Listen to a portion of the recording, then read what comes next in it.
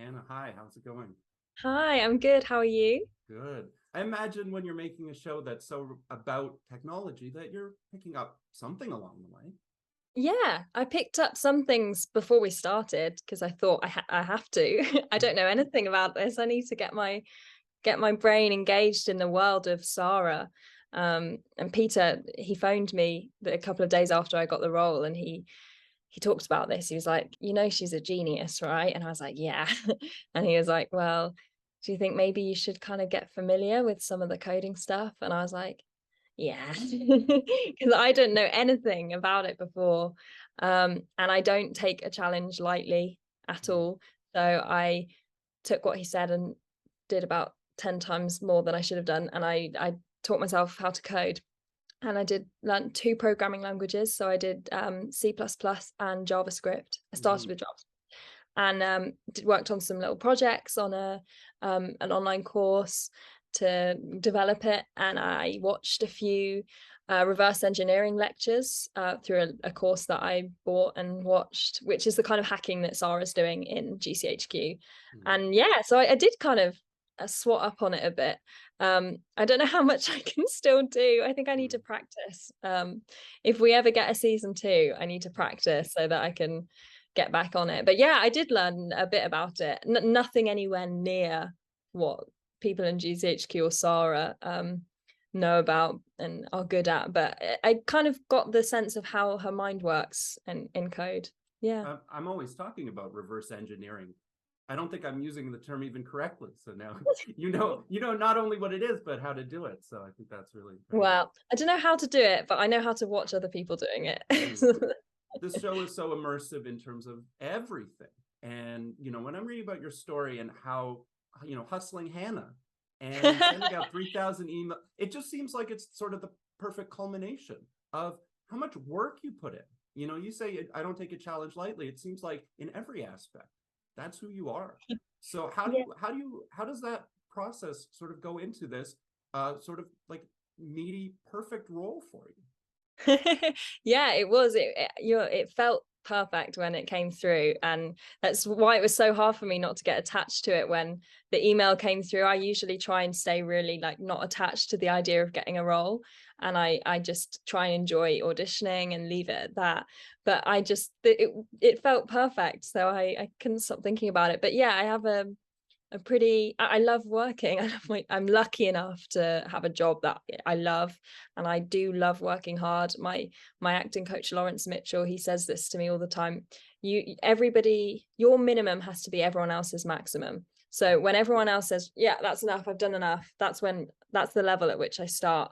And I live by it. I'm lucky enough to have met people like him and other actor friends, colleagues, and people who are also quite hard grafters. And my mum's and both my parents, my mum and my dad, are both extremely hardworking people. My brother is too. So it's kind of all around me, and Mm-hmm.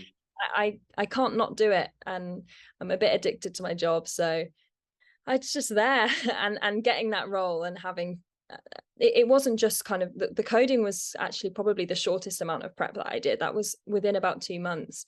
The real prep that I was doing was the year that I auditioned for the part, because the Mm-hmm. whole audition process was a year long. I was basically prepping the role. I didn't put the script down, and I kept building her and writing her and building Saara. And that was where the real, like hours and hours and hours of work for months happened. So yeah, and then working on it, it was nonstop. It was intense, and I loved it. I heard for this show, pay attention.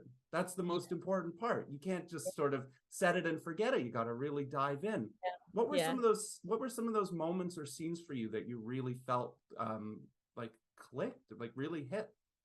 Well, I mean, even when I read the script, I remember I got sent the all of the episodes not long after I got the role, and they came through at about 9 in the morning. And I opened my email and I saw them, and I was still in my pajamas, and I just made myself my first cup of tea, first of many cups of tea, and I was like, I have to read it, and I started reading Ep 1, and I didn't move from my chair until 2 p.m. when I finished that's a lot of hours to sit in your pajamas, sweating, reading a script. But I didn't move because I could not put it down. My heart was racing, and that was just reading the words on the paper. That wasn't even seeing the show and all put together with the sound and the music and all the effects. It was just so thrilling to me. I remember my heart racing, and I was kind of like 4 cups of tea deep at that point, but still I was like, it's so tense. And then filming, there was definitely some standout moments. I mean, I'm not going to spoil it, but the last scene of the whole series, that wasn't scripted to have exactly that, and like the emotional ending.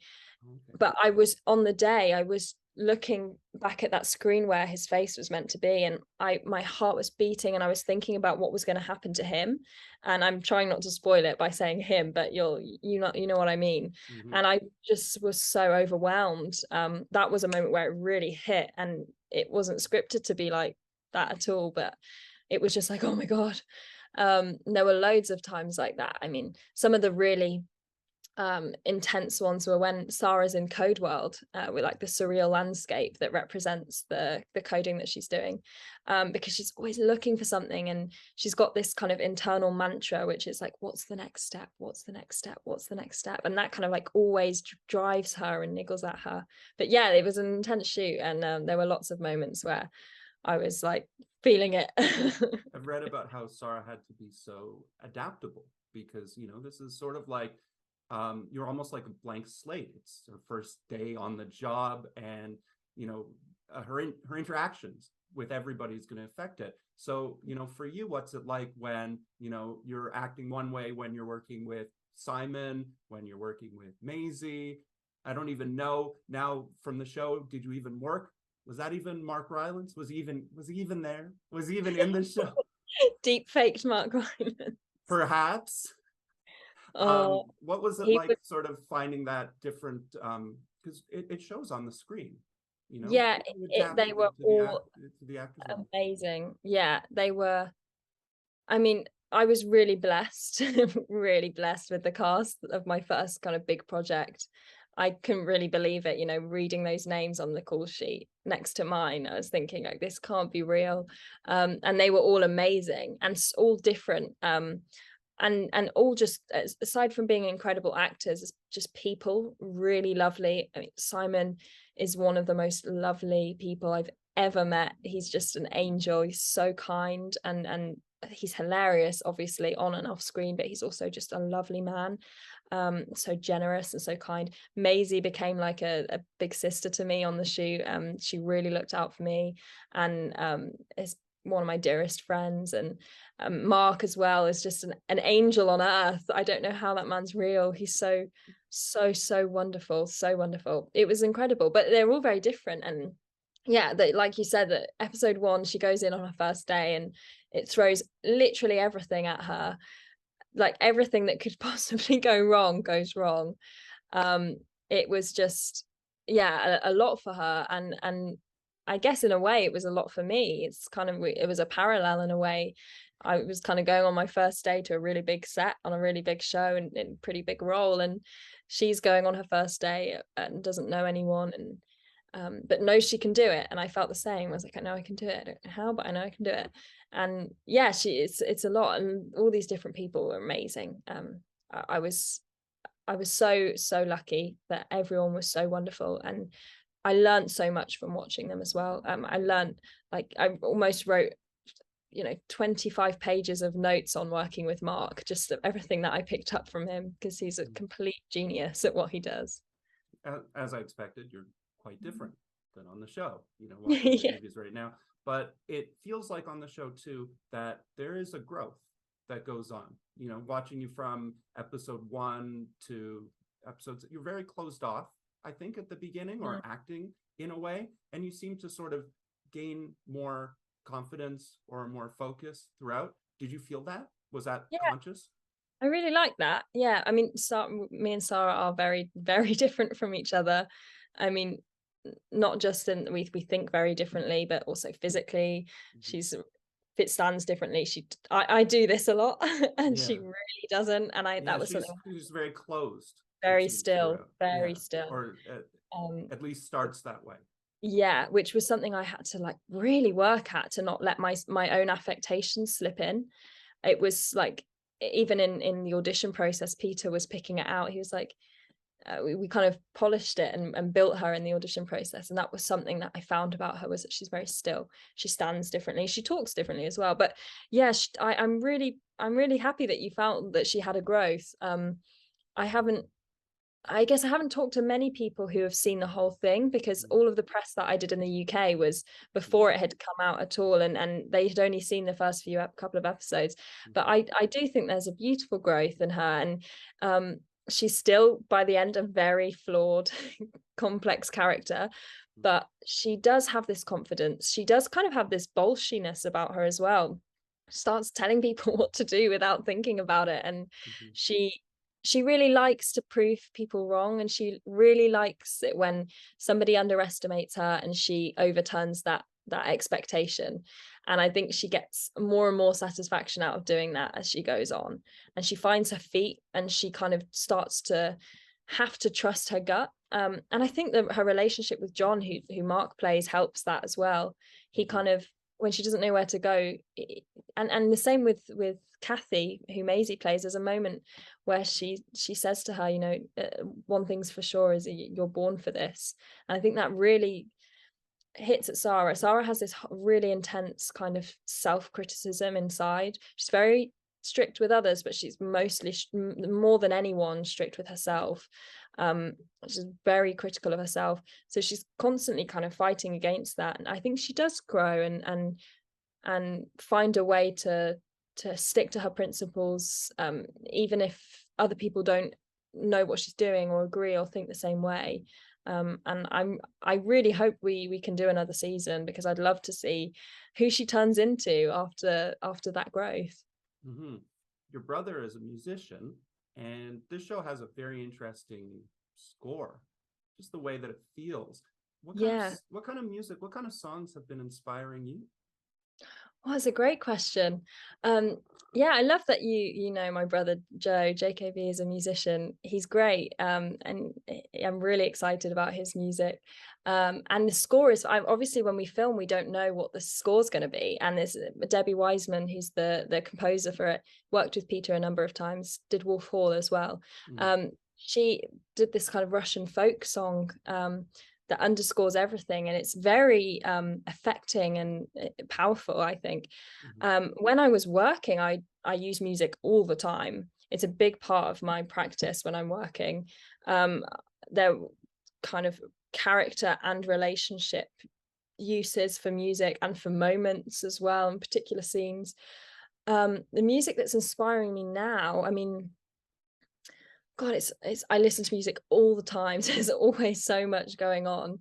I have this playlist called like Big Moods from Good Songs, which is a playlist that I used to have called Good Songs. And I take out all of the songs that have big moods, like they have a really big kind of physiological, psychological effect on you. And I listen to that all the time, and I'm constantly getting inspiration from that. There's a lot of like old rock on there. There's a lot of Lana Del Rey on there. There's a lot of Pink Floyd, Beatles. There's even like Metallica in there. And a lot of like folk music and acoustic. It's everything. Yeah. But my brother's music is really inspiring me. I'm loving it. Right. I just want to ask you one more thing, because the show's set in future, in 2024, but you filmed it last year. But you know, the way we're living right now, and your show certainly reflects it, it feels like we're living in dog years. You know, every year is like 7 or 10. Yeah. Or what do you think for and many things on the show that happen, you know, it almost like it predicts the future in a way, or it gives us an idea. Some of the things could happen, some of the things maybe should happen. What do you think will the world will be like just in a few years from now? There's absolutely no telling, is there? I love dog years. I love that. It is like so much happens in a single year, and it was weird how much. I mean, obviously none of us could have predicted some of the wider geopolitical events that would have that have happened over the past year since we filmed it, that were kind of written about in the show. And some of the things, I mean, even not just the wider kind of Russia, Ukraine situation, even just locally when we're looking at England and the political national power struggle and the Boris Johnson losing Mhm. his position, is Mhm. literally what is said to have happened at the start of the show, and so much of the geopolitical stuff is just on the nose, exactly what's happening, and it's terrifying. It's not, it is surprising and scary, but it's not altogether surprising because Peter, researched this. It was 5 years in the making, and it is, in his words, kind of like a cautionary tale. It's like this is something that could happen, and everything that happens in the show either has happened or is being what's called war gamed and suggested to potentially happen. So I don't know what 2024 will look like, but I sure hope it doesn't go as terrifyingly as some of the things in the show.